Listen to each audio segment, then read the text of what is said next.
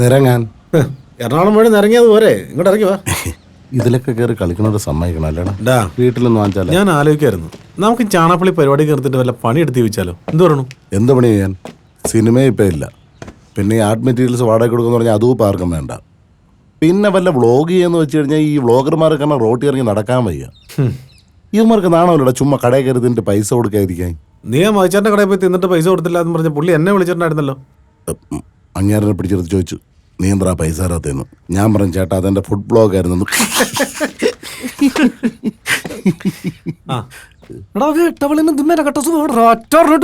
പിന്നെ വേണ്ടെന്ന് വെച്ചു അതിനകത്ത് കോട്ടൺ വരെ ഫുള്ളാക്കി അത് മതി, ഡീലാക്കി പോന്നു. പിന്നെ എനിക്കൊരു ഐഡിയ. അപ്പൊ അണഞ്ഞ നമുക്കൊന്ന് മാറി നിന്നിച്ചാലോ? മാറിയിരുന്ന് ചിന്തിക്കാം. നല്ല ചവറിച്ചളിയാനട്ടല്ലേ നീ ഇടയിരുന്നോ? ഞാൻ സീരിയസ് ആണ്. എങ്കിൽ നമ്മളും സീരിയസ് ആണ്. അതെ, നമുക്കൊരു സിനിമ ചെയ്താലോ? നല്ല കാര്യം. ടൈറ്റാനിക് 2 ചെയ്യാം, അതാവുമ്പോ പെട്ടെന്ന് ഹിറ്റാവും. എന്ത് കളിയാ? അല്ലടാ, ഈ കപ്പൽ എവിടെ നിന്ന് കിട്ടും? അത് നമ്മുടെ ജോസഫ് അലിക്ക് ആർട്ട് ഡയറക്ടറോട് ചോദിച്ചാൽ പോരെ? തരുമോ? പിന്നെ സിനിമ ഉണ്ടാക്കാൻ നടക്കണം. എനിക്ക് പടാർക്കടത്ത് എന്റെ പൊന്നല്ലേ നടപടിയുള്ള കേസ്. ഞാൻ ഒരു കാര്യം പറയട്ടെ, സീരിയസ് ആയിട്ട് ആലോചിച്ച് നോക്ക്. നമ്മൾ എത്ര പടത്തിന് പ്രൊമോഷൻ ചെയ്തിട്ടുണ്ട്, അതിന്റെ എക്സ്പീരിയൻസ് നമുക്കില്ലേ? എല്ലാ ആർട്ടിസ്റ്റിനായിട്ടും ഓൾമോസ്റ്റ് എല്ലാ കോൺടാക്റ്റും നമുക്കുണ്ട് ഇല്ലേ? ഇനിയിപ്പോ ഒരു പടം ചെയ്തു എന്നുള്ളത് നമ്മൾ അനൗൺസ് ചെയ്തു എന്ന് വെച്ചോ, ഫേസ്ബുക്കിൽ ഫോളോവേഴ്സ് മാത്രം മതി, നമ്മുടെ റേറ്റ് ആവും. എടാ, അവൻ പറഞ്ഞ ഐഡിയ ഒക്കെ കൊള്ളാം, പക്ഷെ ആര് സംവിധാനം ചെയ്യും? ബഡി സംവിധാനം ചെയ്യും. എടാ, നീ വീട്ടുകാരുടെ കാശുറ കളഞ്ഞല്ലേ സംവിധാനം മേടിക്കാൻ വേണ്ടിട്ട്, നീ സംവിധാനം ചെയ്താൽ മതി.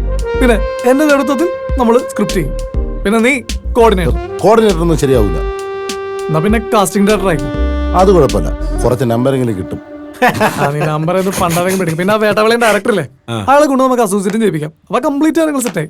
എടാ, ഞാൻ ആകെ 2-3 ഷോർട്ട് ഫിലിം ചെയ്തുള്ള പരിചയമുള്ളൂ, അതുകൊണ്ട് സിനിമയും ചെയ്യാൻ പറ്റുമെന്ന് എനിക്ക് തോന്നുന്നില്ല.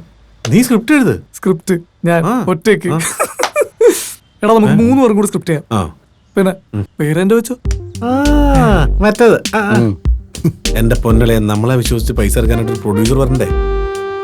എടാ, അത്യാവശ്യം സിനിമയുടെ മാർക്കറ്റിംഗ് പരിപാടി നമുക്കറിയാം. മാർക്കറ്റിംഗ് അറിയാവുന്നവരെ പ്രൊഡ്യൂസർമാര് വിശ്വസിക്കും. അതറിയാ. നിന്നോട് സിഗരറ്റ് ഉണ്ടോ?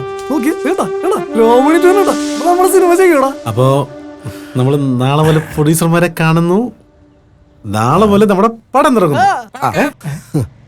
ആഹാ, ഐശ്വര്യത്തിന്റെ സൈറം മുഴങ്ങിയത് കേട്ടോ? പടം തുടങ്ങിയില്ല, അതിനു മുമ്പേ പാക്കപ്പ് വിളിച്ച് നല്ല എറണം മച്ചമ്പി.